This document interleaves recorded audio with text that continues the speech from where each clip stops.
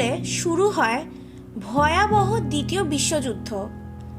American বৈজ্ঞানিক যারা তখন ফ্যাসিস্ট ইউরোপ থেকে পালিয়ে ফিরে যায়, তারা পারমাণবিক বিভাজনে অগ্রগতির সম্বন্ধে সচেতন ছিলেন এবং উদ্বিগ্ন ছিলেন যে নাৎসি জার্মানির বৈজ্ঞানিকরা পারমাণবিক অস্ত্র তৈরি করতে পারে। এই আশঙ্কার প্রতিক্রিয়াতেই 1942 সালে অত্যন্ত গোপনে আমেরিকা ম্যানহাটন প্রজেক্ট শুরু করে। বিজ্ঞানী রবার্ট জে অপেনহাইমারের অধীনে এই প্রজেক্টটি তখনকার শ্রেষ্ঠ বৈজ্ঞানিকরা জড়ো হয়েছিলেন। 6 এবং 9 অগস্ট 1945 ম্যানহাটন প্রজেক্টের সাফল্য ঘটিয়ে লিটল বয় ও ফ্যাট ম্যান নামের দুটো পারমাণবিক বোমা জাপানের হিরোশিমা এবং নাগাসাকির ওপর ফেলে আমেরিকা। এই প্রজেক্টের চূড়ান্ত গোপনীয়তা সত্ত্বেও বিজ্ঞানী ক্লাউস ফুক্স একটা ক্যামেরা রোলের মধ্যে বোমার সূত্র রাশিয়ার গুপ্তচরের কাছে পাচার করে দেন। ফুক্স ও অন্য পাচারকারী প্রাণে বেঁচে যায়, কিন্তু মাঝে ইলেকট্রিক চেয়ারে মৃত্যুদণ্ড পান রোজেনবার্গ দম্পতি। এই ভয়াবহ বোমার সূত্র পাচারের জন্য প্রাণদণ্ড পাওয়া আসামি। জুলিয়াস এবং এথেল রোজেনবার্গ দুই ইহুদি আমেরিকানদের প্রেম কাহিনী শুরু হয় 1936 সাল থেকে, যার কিছুদিনের মধ্যেই তারা বিয়েও করেন। 1940 সালে দ্বিতীয় বিশ্বযুদ্ধ চলাকালীন জুলিয়াস রোজেনবার্গ আমেরিকান যুদ্ধ বিভাগের বিশেষ গবেষণা দফতরে চাকরি পান। 1945 সালে জাপানের ওপর পারমাণবিক বোমা বিস্ফোরণের পর ও তারপরে যুদ্ধ শেষ হয়ে যাওয়ার কিছুদিনের মধ্যেই জুলিয়াসকে কাজ থেকে বরখাস্ত করে দেওয়া হয়, কারণ তিনি আগে আমেরিকার কমিউনিস্ট পার্টির সক্রিয় সদস্য ছিলেন। অন্যদিকে স্ট্যালিনের হাত ধরে পূর্ব ইউরোপে সোভিয়েত রাশিয়ার উত্থান হচ্ছিল। সামনে সাম্যবাদের পর্দা থাকলেও আসলে সাম্রাজ্যবাদের নতুন অঙ্গ কষতে গিয়ে দুনিয়া দুই ভাগে বিভক্ত হয়ে গেল। আমেরিকা এবং সোভিয়েত রাশিয়ার মধ্যে শুরু হলো কোল্ড ওয়ার এবং দুই দেশই তখন গুপ্তচরদের খুঁজে বের করার জন্য তৎপর হয়। 1949 সালে রাশিয়া তাদের প্রথম অ্যাটম বোমা পরীক্ষা করে এবং আমেরিকা তখনই সতর্ক হয়ে যায়। যুদ্ধের সময় কোটি কোটি ডলার খরচ করে অত্যন্ত গোপনে যে অস্ত্র তারা তৈরি করেছিল, সেই একই অস্ত্র রাশিয়া এত তাড়াতাড়ি বানাতে পারলো কি করে? কিভাবে তাদের কাছে বোমার সূত্র পাচার হয়ে গেল? আর এই সূত্র পাচার করলই বা কারা? 1950 সালে আমেরিকার গোয়েন্দা সংস্থা বা department FBI Klaus Fuchs, Harry Gold এবং ডেভিড গ্রিনগ্লাসকে গ্রেফতার করে। এই ডেভিড ছিল এথেল রোজেনবার্গের ভাই।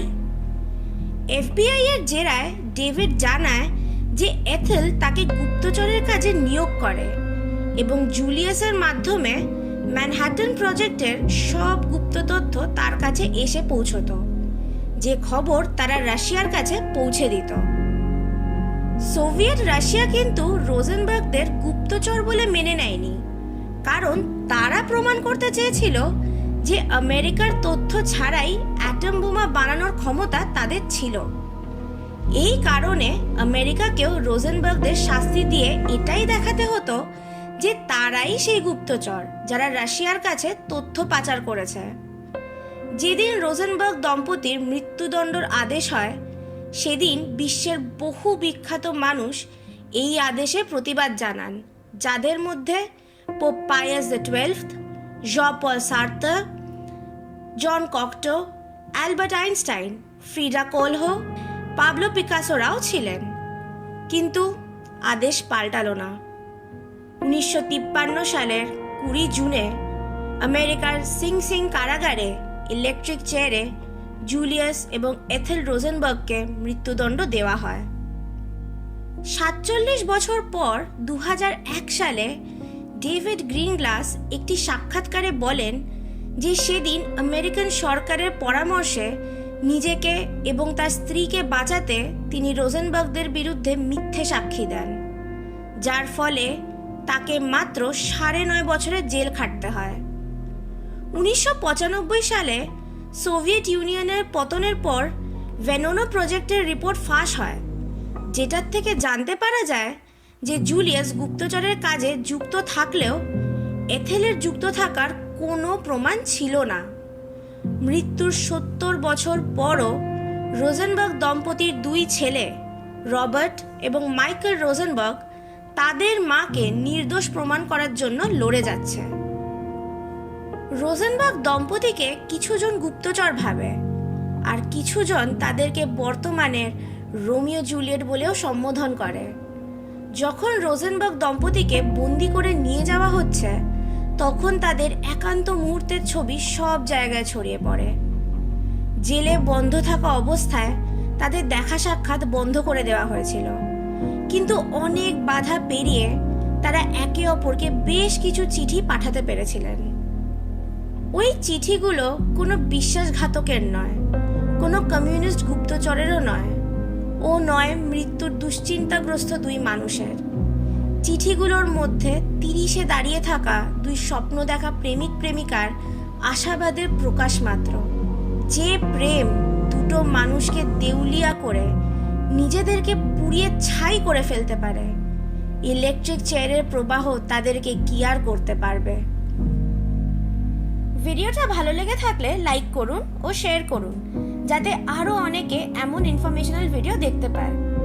চ্যানেলে নতুন হলে সাবস্ক্রাইব করুন আর বেল নোটিফিকেশনটা অল করে দিন, যাতে আমাদের ভিডিও নোটিফিকেশন সর্বপ্রথম আপনাদের কাছে পৌঁছে যায়।